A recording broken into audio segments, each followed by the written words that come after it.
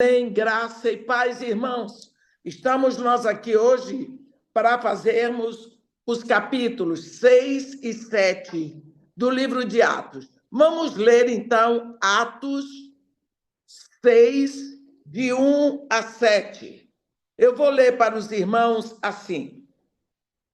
Ora, naqueles dias, multiplicando-se o número dos discípulos, houve murmuração dos helenistas contra os hebreus, porque as viúvas deles estavam sendo esquecidas na distribuição diária.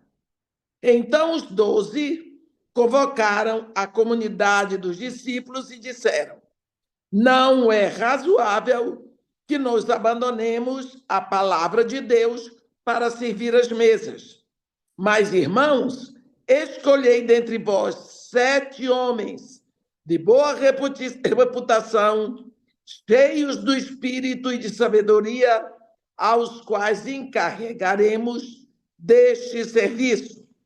E quanto a nós, nos consagraremos à oração e ao ministério da palavra. O parecer agradou a todos da comunidade e elegeram Estevão, homem cheio do Espírito, de fé e do Espírito Santo, Filipe, Prócoro, Nicanor, Timão, Pármenas e Nicolau, prosélito de Antioquia.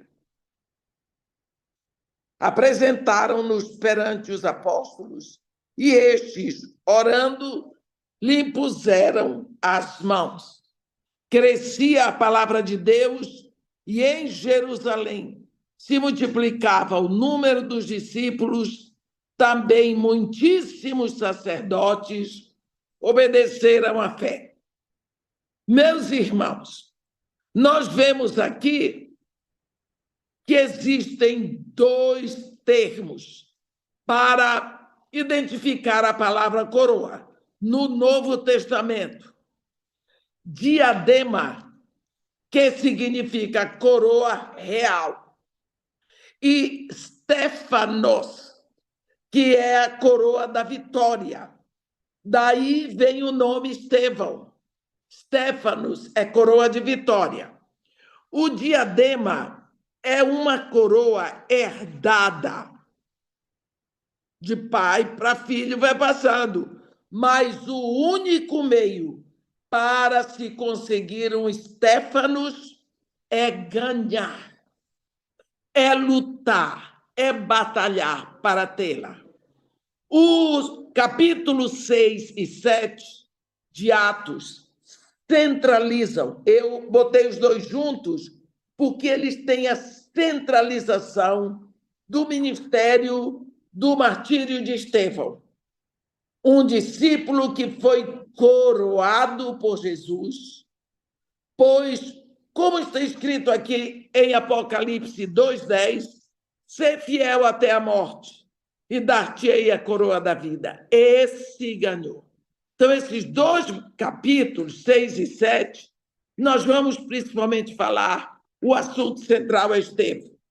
Nesses capítulos, nós vamos ver a fidelidade de Estevão em 4 exemplos diferentes.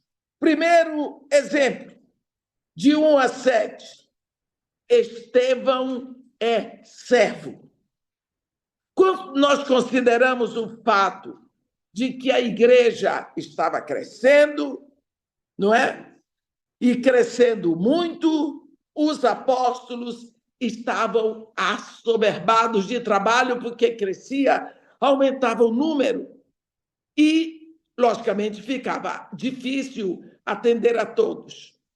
Por outro lado, se você pensar lá na igreja daquela época, além de estar crescendo muito dentro de Jerusalém, os gregos, que eram judeus, que só falavam grego, que haviam vindo de outras nações para a Palestina, não se comunicavam em aramaico, enquanto os hebreus, que eram os judeus nativos dali, falavam aramaico e grego. Pense bem agora a dificuldade de comunicação dentro da igreja. Os apóstolos tinham que usar tudo que eles falavam, eles tinham que usar em duas línguas. Eles tinham que pregar, eles tinham que ensinar, comunicar tudo, tanto em grego quanto em aramaico. Surge um problema de que as viúvas dos estrangeiros, também chamados helenistas eram judeus que não nasceram dentro de Israel, estavam sendo negligenciadas na distribuição diária dos alimentos. E isso, logicamente, era um perigo, era uma direção certa para a divisão da igreja. Mas os apóstolos, graças a Deus, na ministração do Espírito Santo, lidaram com o problema com grande sabedoria, e assim Satanás não levou vantagem na divisão da igreja.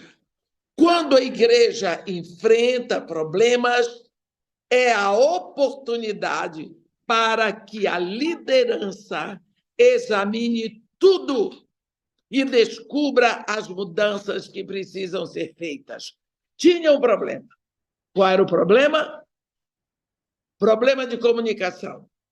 Outro, acúmulo de gente. Outro, judeus de fora, judeus de dentro. Então, os discípulos, os apóstolos, estudaram a situação e viram que eles precisavam abrir os olhos. Eles estavam muito ocupados, servindo mesas, que negligenciaram a oração e a pregação da palavra. Eles se permitiram ficar assoberbados. Cuidado quando o diabo sabe que você gosta de trabalhar, ele manda muito trabalho, aí você não tem tempo de ler a Bíblia, você não tem tempo de orar, você não tem tempo para estar com Deus. Por quê? Porque você tem muito trabalho da igreja. Meu querido que está me ouvindo, Deus não precisa de você. Ele quer você, mas ele não precisa que você ponha o trabalho antes dele. Você tem que ir primeiro para Deus. A consequência de estar com Deus é que você vai dar o trabalho. Eles estavam vendo chegar muita gente, a igreja estava crescendo, se ocuparam das pessoas, da distribuição nas mesas. E cadê o tempo para ficar com Deus? Cadê o tempo para oração? Cadê o tempo para ministrar a palavra? Viram que isso pode acontecer na vida de qualquer pessoa? Quando os líderes se ocupam demais com trabalhos secundários, em vez de dar a prioridade à oração e estudo da palavra, surge a deficiência espiritual. E assim as portas estavam abertas para o desenvolvimento de problemas dentro da igreja.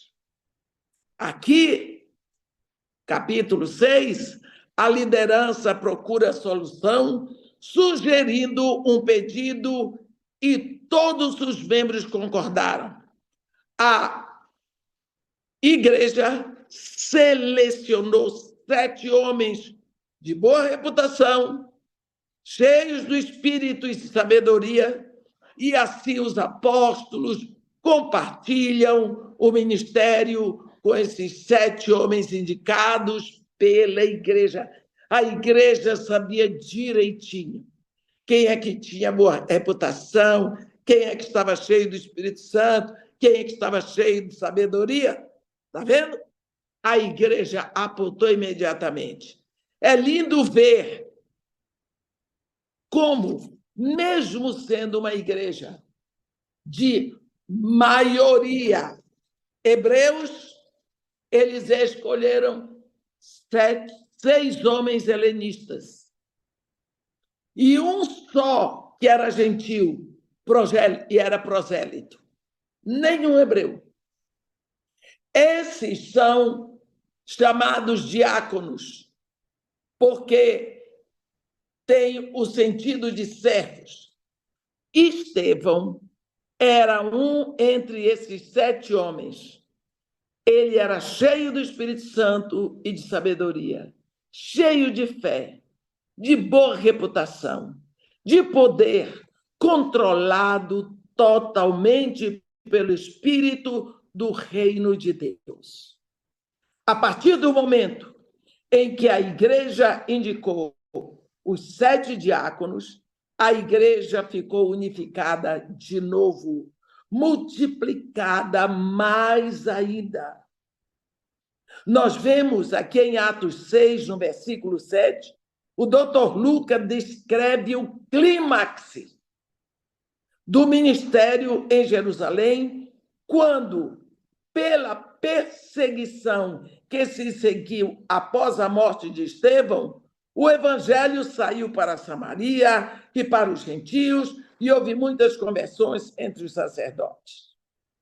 Agora eu vou ler os versículos de 8 a 15, onde está escrito assim: Estevão, cheio de graça e poder, fazia prodígios e grandes sinais entre o povo.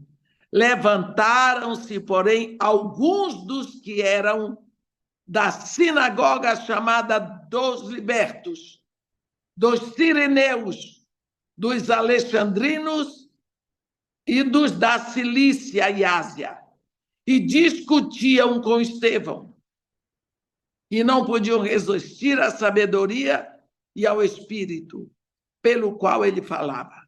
Então, subornaram homens que disseram: temos ouvido este homem proferir blasfêmias contra Moisés e contra Deus. Sublevaram o povo, os anciãos e os escribas, e, investindo, o arrebataram, levando-o ao sinédrio.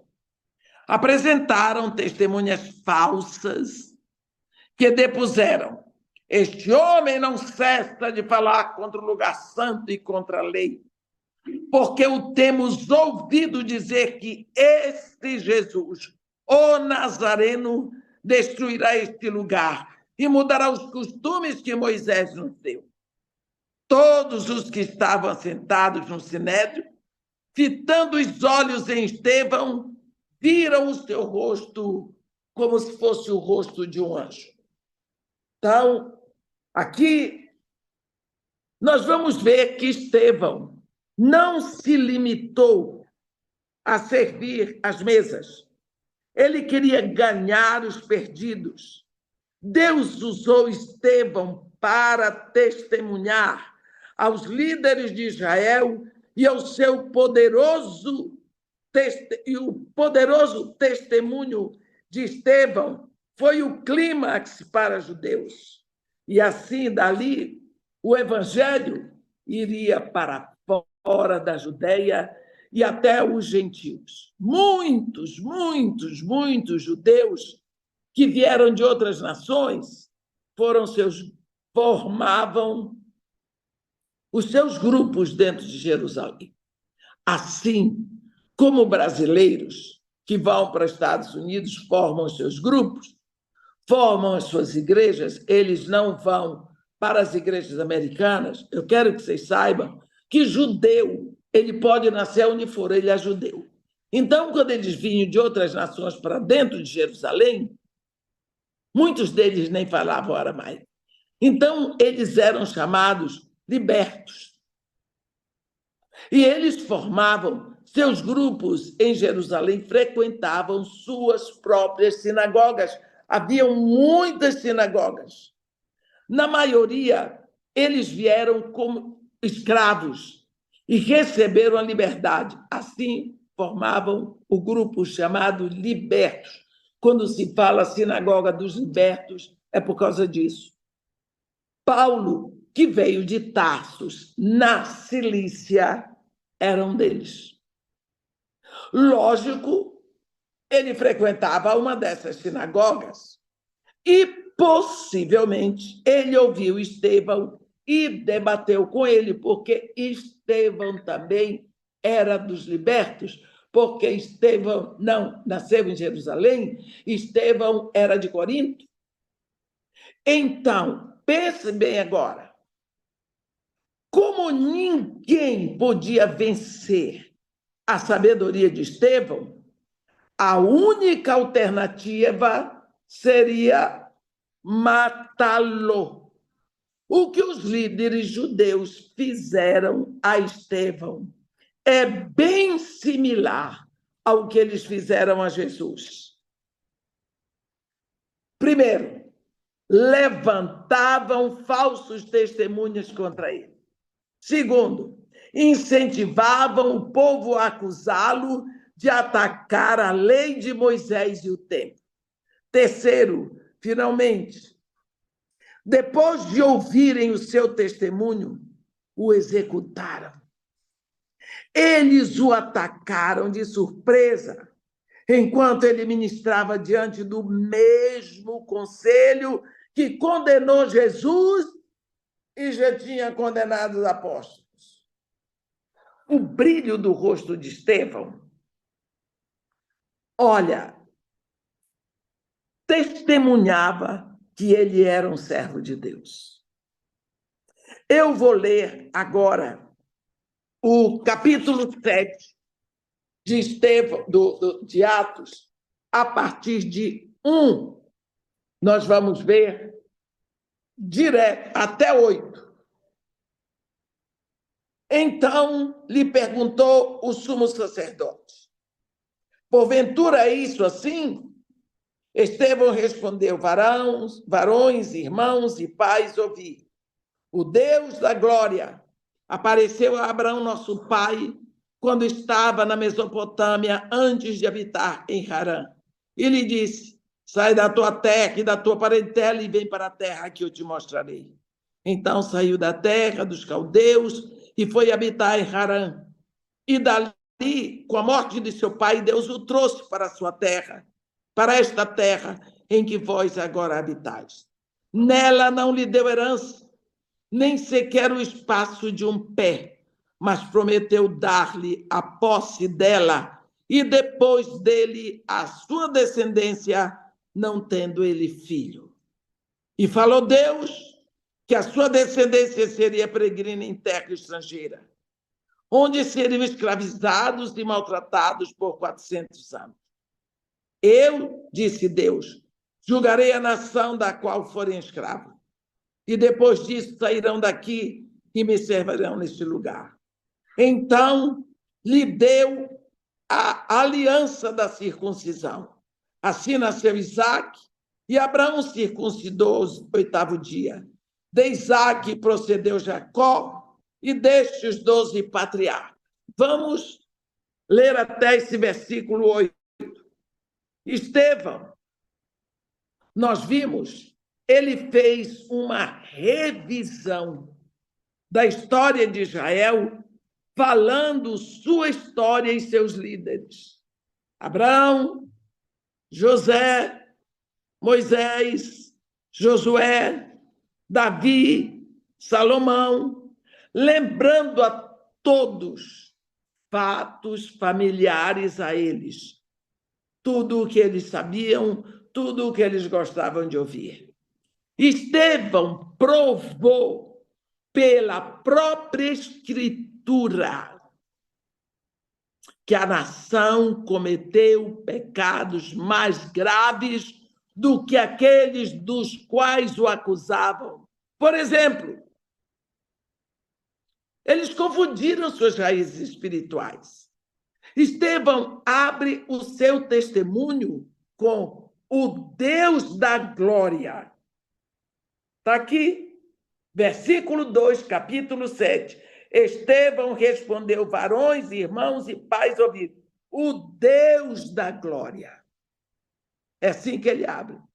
Porque Israel foi a nação privilegiada por ter a glória de Deus, mas essa glória saiu primeiro do tabernáculo, depois do templo, e quando Deus envia a sua glória no seu Filho, eles também rejeitaram. Abraão foi o fundador da nação hebraica e sua relação com Deus era de graça e fé. Ele foi salvo por fé e não foi circuncisão ou porque cumpriu a lei ou adorou num templo, não. Abraão nunca adorou num templo. Abraão não precisou de circuncisão. Abraão não conheceu a lei. Ele foi salvo por fé. Todas essas coisas vieram depois dele. Portanto, se Deus chamou primeiro Abraão, por que eles botaram o templo acima de Abraão? Os judeus reverenciavam Abraão e se orgulham de serem seus descendentes, mas eles confundiram descendência física com experiência espiritual e preferiram depender da sua herança nacional do que da sua fé. Tanto João Batista os alertou para isso em Mateus 3, como Jesus em João 8 alertou.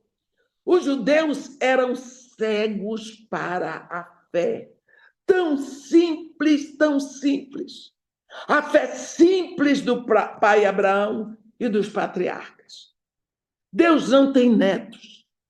Todos devemos nascer de novo. Eles se orgulhavam da circuncisão, mas não entenderam que aquilo era um rito simbólico. Vamos ler.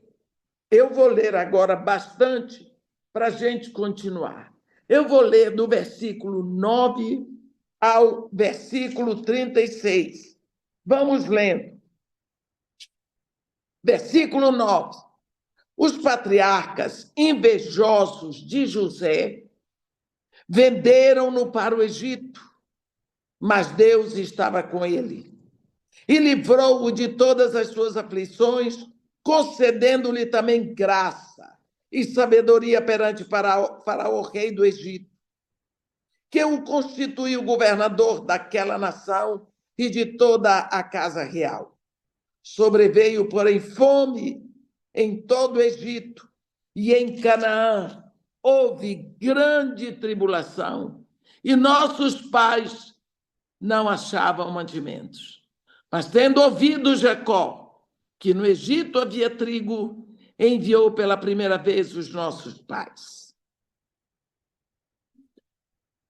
Na segunda vez, José se fez reconhecer por seus irmãos e se tornou conhecida de Faraó a família de José. Então José mandou chamar a Jacó, seu pai, e toda a sua parentela, isto é, 75 pessoas. Jacó desceu ao Egito e ali morreu ele e também nossos pais. E foram transportados para Siquém e postos no sepulcro que Abraão ali comprara a dinheiro aos filhos de Hamor. Como, porém, se aproximasse o tempo da promessa que Deus jurou a Abraão, o povo cresceu e se multiplicou no Egito, até que se levantou ali outro rei que não conhecia José. Este outro rei tratou com astúcia a nossa raça e torturou os nossos pais, a ponto de forçá-los a enjeitar seus filhos para que não sobrevivessem. Por esse tempo nasceu Moisés, que era formoso aos olhos de Deus. Por 3 meses foi ele mantido na casa de seu pai. Quando foi exposto, a filha de Faraó o recolheu e criou como seu próprio filho. E Moisés foi educado em toda a ciência dos egípcios e era poderoso em palavras e obras. Quando completou 40 anos, veio-lhe a ideia de visitar seus irmãos, os filhos de Israel. Vendo o homem tratado injustamente, tomou-lhe a defesa, vingou o oprimido, matando o egípcio. Ora, Moisés cuidava que seus irmãos entenderiam o que Deus os queria salvar por intermédio dele. Eles, porém, não compreenderam. No dia seguinte, aproximou-se de uns que brigavam e procurou reconciliá-los, reconduzi-los à paz, dizendo: Homens, vós sois irmãos, por que vos ofendeis uns aos outros?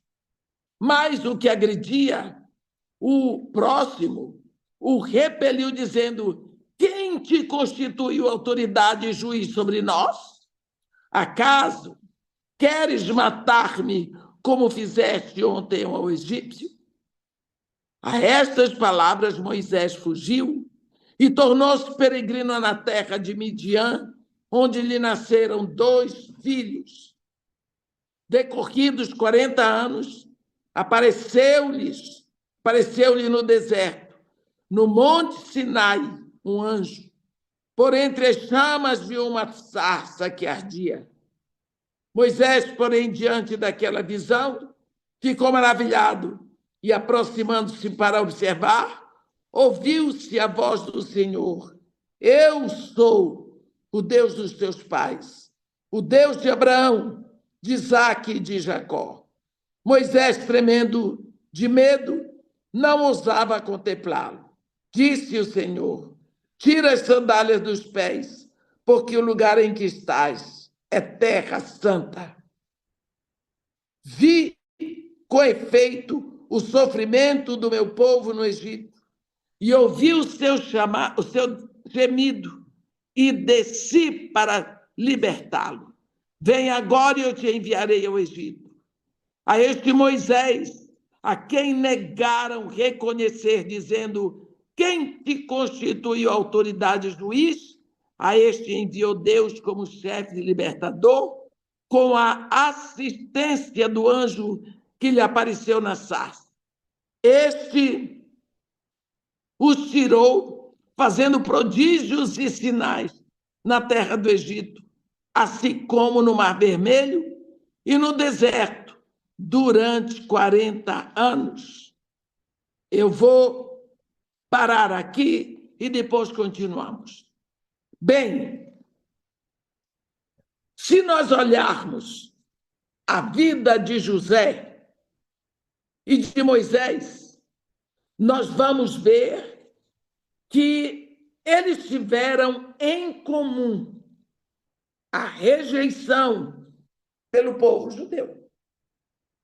Eles tiveram rejeição, eles foram rejeitados pelo povo judeu. E isso é uma coisa que está clara na história de Israel, claríssimo, e que aqueles líderes ali no Sinédrio não estavam entendendo. Que eles também rejeitaram Jesus e estavam rejeitando Estevão. Ambos, José e Moisés, não foram aceitos como libertadores no início, foram aceitos depois. Está vendo? Os irmãos de José odiaram seu irmão e o venderam como escravos. Eles o reconheceram na segunda vez. Está lá, versículo 13. Quando voltaram ao Egito para mais alimentos, eles então ficaram sabendo que o governador era o José, que eles quiseram matar. Israel rejeitou Moisés a primeira vez e ele fugiu para o deserto, mas foi aceito na segunda vez. Esses 2 fatos, na vida de José e de Moisés, exemplificam o modo como Israel tratou Jesus. Jesus foi rejeitado por eles, até morto a primeira vez, da segunda vez será aceito. Está lá bem claro no livro do profeta Daniel. Quando ele veio a primeira vez, Jesus, ele foi rejeitado, mas será aceito quando vir está e está para vir. Eu vou ler para vocês. Nós temos tempo, Zacarias 12, no versículo 10. Zacarias 12, deixa eu ver aqui, Zacarias 12, versículo 10. Está escrito assim: e sobre a casa de Davi, e sobre os habitantes de Jerusalém, derramarei o espírito da graça e de súplicas. Olharão para aquele a quem traspassaram, pranteá-lo-ão como quem pranteia por um unigênito, e chorarão por ele como se chora amargamente pelo primogênito. Ele será aceito e adorado quando vier a segunda vez. Nós vamos ver que eles vão desobedecer a lei. Eles que estão querendo matar para defender a lei, eles estão desobedecendo a lei. Eu vou ler do versículo 37 até o 43.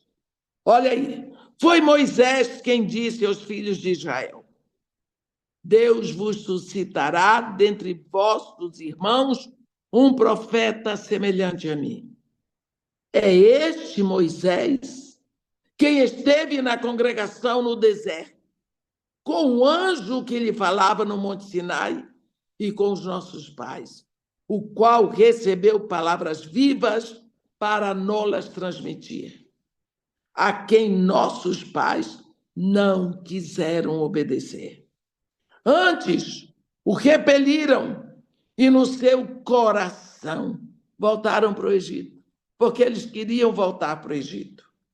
Dizendo a Arão: faze-nos deuses que vão adiante de nós, porque quanto a este Moisés, que nos tirou da terra do Egito, não sabemos o que lhe aconteceu. Naqueles dias, fizeram um bezerro e ofereceram sacrifício ao ídolo, alegrando-se com as obras das suas mãos.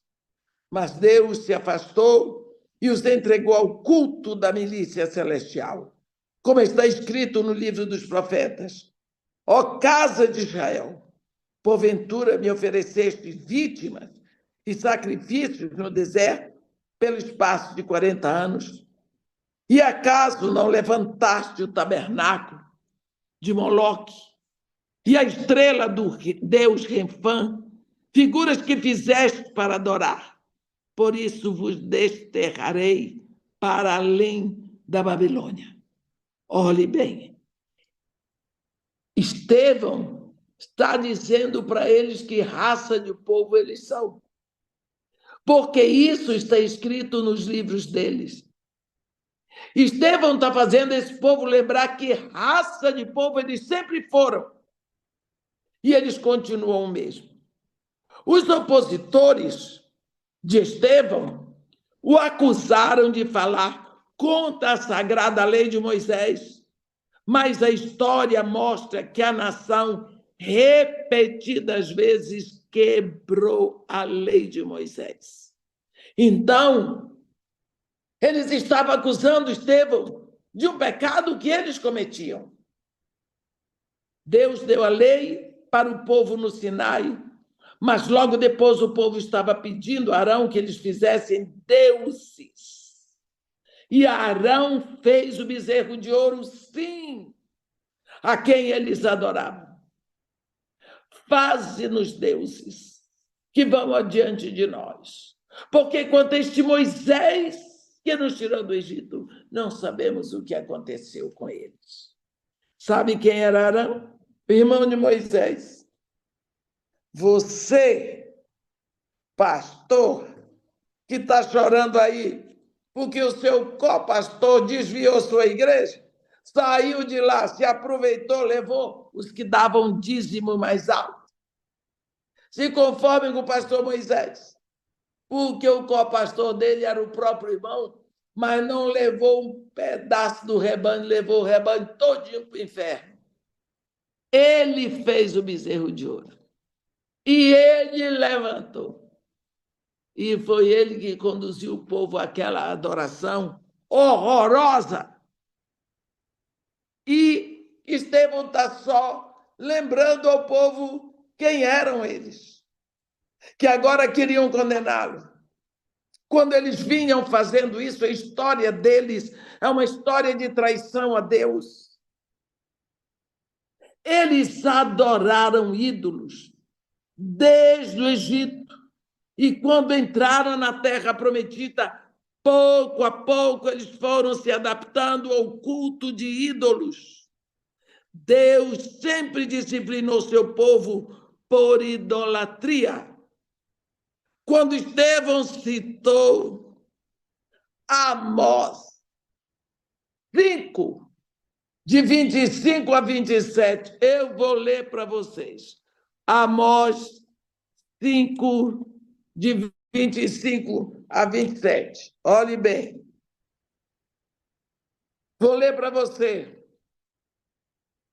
Apresentaste-me vós sacrifícios e ofertas de manjares no deserto por 40 anos, ó casa de Israel? Sim. Levaste Sicute, vosso rei, Quium, vossa imagem, e o vosso Deus estrela que fizeste para vós mesmos.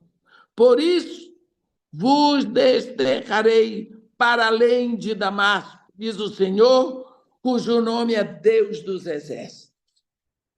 Estevão citou Amós, capítulo 5, 25 a 27, de cor. Eu acho isso um exemplo para nós. Eu acho isso um exemplo para nós. Que um judeu sabe o livro profético de cor. E hoje estuda-se tanta teologia, tanta filosofia, lê-se tanto livro, porque papel aceita tudo. E tem coragem de dizer para mim, não consigo memorizar. No dia de Pentecostes, Pedro citou a profecia de Joel de cor. Ele não disse assim, João, vê se arranja aí um livro do profeta Joel. Não, ele citou de cor. Aqui você vê Estevão diante do Sinédrio, citando Amós, de cor. Porque é que hoje nós não memorizamos mais. Porque a palavra de Deus não é a nossa prioridade. Porque quando for prioridade, nós vamos memorizá-la. A irmã tem uma memória de elefante, eu não sei qual é a memória do elefante, mas eu sei que eu repito, até guardar. Porque eu lembro o número da minha carteira de identidade, do meu CPF, da minha senha bancária, do minha mãe, do meu pai, dos meus avós. Eu sei o meu endereço. Por que minha memória guarda tudo? Menos a palavra de Deus. Não acredito nisso. Me desculpe, mas não dá. Eu guardo na memória aquilo que me interessa. Olha aqui, Estevão diante do Sinédrio. Não podia dizer que ele estava inventando isso, porque estava registrado no livro de Amós. Ele revelou ali o que estava escrito, o que os judeus fizeram todos aqueles anos. Ele não estava acusando, estava repetindo. Externamente, eles adoravam Jeová, mas no seu coração, eles adoravam outros deuses. A lei foi dada para proteger os judeus da influência pagã e para fazê-los um povo santo, diferente de todas as nações. E eles quiseram se igualar.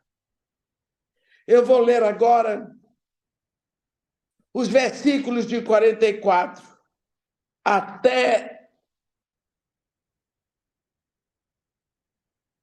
50, 44.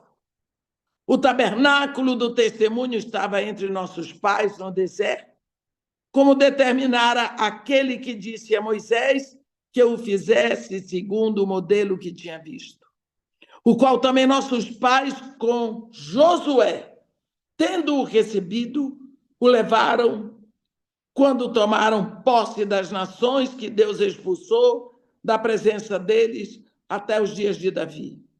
Este achou graça diante de Deus e lhe suplicou a faculdade de prover morada para o Deus de Jacó.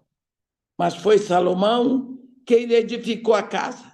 Entretanto, não habita o Altíssimo em casas feitas por mãos humanas, como diz o profeta. O céu é o meu trono e a terra o estrado dos meus pés. Que casa me edificareis, diz o Senhor? Ou qual é o lugar do meu repouso? Não foi, porventura, minha mão que fez todas essas coisas? Homens de dura serviço. Olhe bem o que está escrito aqui. Olhe o que está escrito aqui. Os líderes religiosos estavam acusando Estevão de procurar destruir o templo, mas eram eles que estavam destruindo. Eram eles que estavam fazendo isso. Moisés construiu o tabernáculo, onde habitou a glória de Deus. Salomão construiu o templo, e mais uma vez vem a glória. Mas, no decorrer dos anos, a adoração no templo se degenerou em formalidades vazias, e até ídolos eles botaram no templo. Por isso foram levados cativos para a Babilônia, tiveram o templo destruído. Até Salomão reconhece a verdade de que Deus não habita em edifícios. Quando você lê 1 de Reis, no capítulo 8, versículo 27, está escrito: mas de fato, habitaria Deus na terra? Eis que os céus e os céus dos céus não te podem conter, quanto menos esta casa que eu edifiquei. Está escrito, registrado. Assim, a defesa que aqueles líderes faziam de seu templo era ilógica e sem base nas Escrituras. Eles teimosamente resistiam ao seu Deus e à sua verdade. Eu vou ler do versículo 51 e 53 a 53. Homens de dura serviço, incircuncisos de coração e de ouvidos, vós sempre resistis ao Espírito Santo, assim como fizeram vossos pais, também vós o fazeis. Qual dos profetas vossos pais não perseguiram? Eles mataram os que anteriormente anunciavam a vinda do justo, do qual vós agora vos tornastes traidores e assassinos. Vós que recebestes a lei por ministério de anjos e não aguardaste. Olhe bem. Esse é o clímax do discurso de Estevão. Por muitos séculos, meus irmãos, Israel se recusou a se submeter e a obedecer à verdade de Deus, a verdade que Deus revelou a eles. Seus ouvidos não suportaram a verdade e, como resultado, eles, pedindo o Messias, mataram o Messias. A nação que sempre se recusou a aceitar a verdade Pelo tempo de Jesus na terra, a verdade estava encoberta por uma cobertura de ferrugem, que era a tradição. Eles não quiseram a verdade. Agora, eu vou ler até o versículo 60. E assim a gente completa. Ouvindo isto, eles enfureciam-se no seu coração e rilhavam os dentes contra ele. Mas Estevão, cheio do Espírito Santo, fitou os olhos no céu e viu a glória de Deus e Jesus, que estava à sua direita, e disse: Eis que vejo os céus abertos e o Filho do Homem em pé à destra de Deus. Eles, porém, clamando em alta voz, taparam os ouvidos e, unânimes, arremeteram contra ele e, lançando-o fora da cidade, o apedrejaram.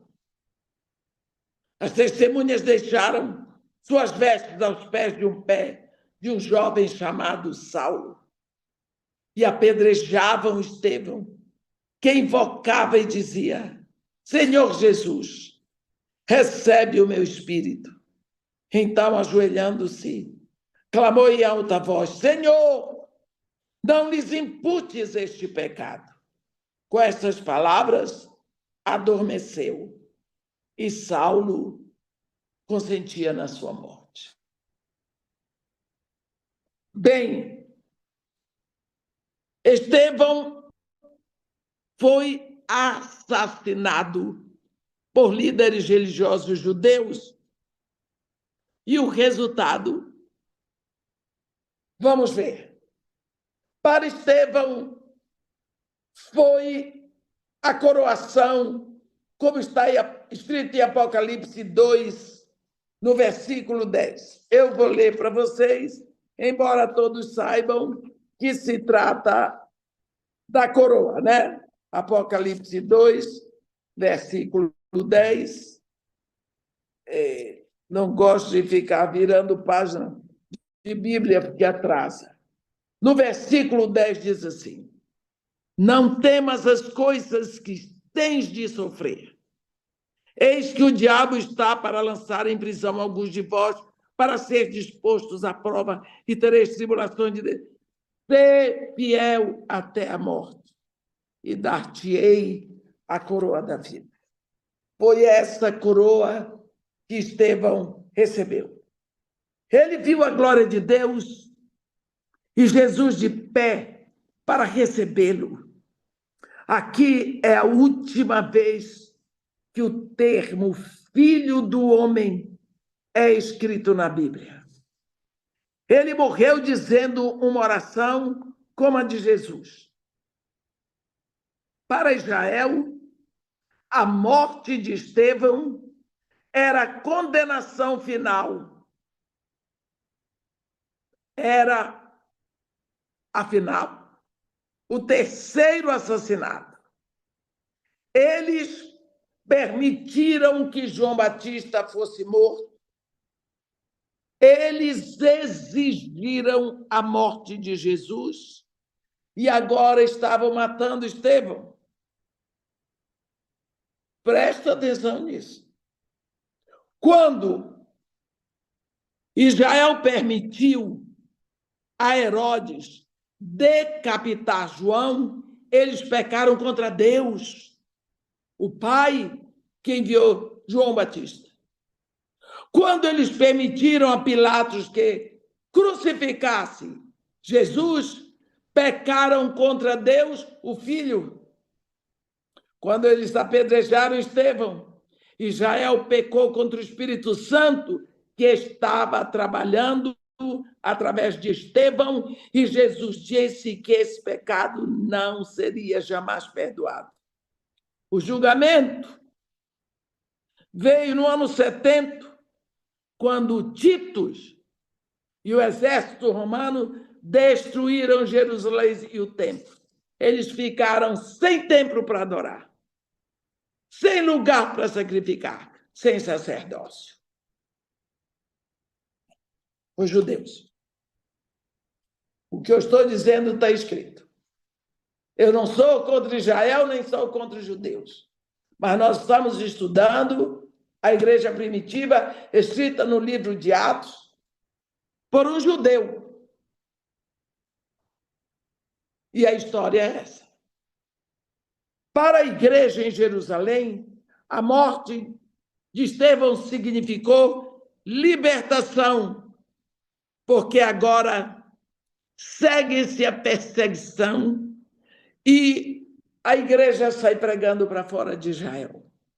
A perseguição impediu que a igreja se tornasse uma seita judaica, porque a igreja estava fechadinha ali dentro de Jerusalém, sabe? Estava bonitinho, estava crescendo, mas estava lá. E Jesus disse: Jerusalém, Judéia, Samaria, até os confins da terra. A perseguição ajudou. Em relação a Paulo, a morte de Estevão significa salvação. Deus nunca joga fora o sangue dos seus santos. Deus não nos chama a todos para sermos mártires, mas nos convida a sermos sacrifícios vivos. Quando um cristão morre, na realidade ele dorme. E o que Jesus diz em João 11:11? É isso que Jesus diz. Vamos, porque nosso amigo Lázaro dorme. O corpo dorme e o espírito volta para Deus. Quando Jesus retornar, ele trará os espíritos dos que já dormem para os corpos ressuscitados e glorificados. Embora choremos pelos nossos queridos quando morrem, não é uma dor sem esperança, porque sabemos o que há de acontecer.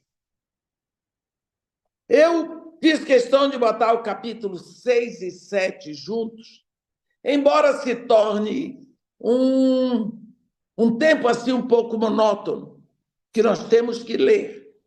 Eu prometi a vocês, você nunca mais vai dizer que não leu Atos, porque nós começamos em capítulo 1, e nós vamos até Atos 28, capítulo 31.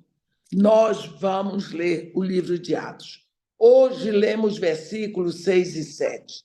Esses versículos 6 e 7 têm a ver com o primeiro mártir da igreja, Estevão. Primeiro sangue derramado da terra para os céus foi o sangue de um pastor Abel. Primeiro sangue derramado da igreja para os céus foi o sangue de Estevão. O doutor Lucas fez questão de registrar o testemunho de Estevão. Ele faz uma síntese da história do povo de Israel. E assim nós aprendemos hoje que vale a pena servir a Deus. E que o Deus tem uma aliança com Abraão. E por essa aliança, ele vai se manifestar ao povo judeu. A esse povo, você diz, irmã, por que é que um povo tão ruim Deus se preocupa com eles? Porque não tem ninguém pior do que os judeus. Também não tem ninguém melhor. Não tem. Nós não somos melhores. Mas o que Israel fez está aí registrado na história. E nós, como filhos de Deus, estamos na mesma história com Israel. Porque o mesmo Deus que chamou Israel, chamou a igreja. Portanto, nós precisamos saber que o nosso dever é estender a mão para Israel, abençoá-los e orar por eles, porque são nossos irmãos em Abraão. Que Deus nos abençoe e nos guarde, que faça resplandecer seu rosto sobre nós e tenha misericórdia de todos nós. Amém.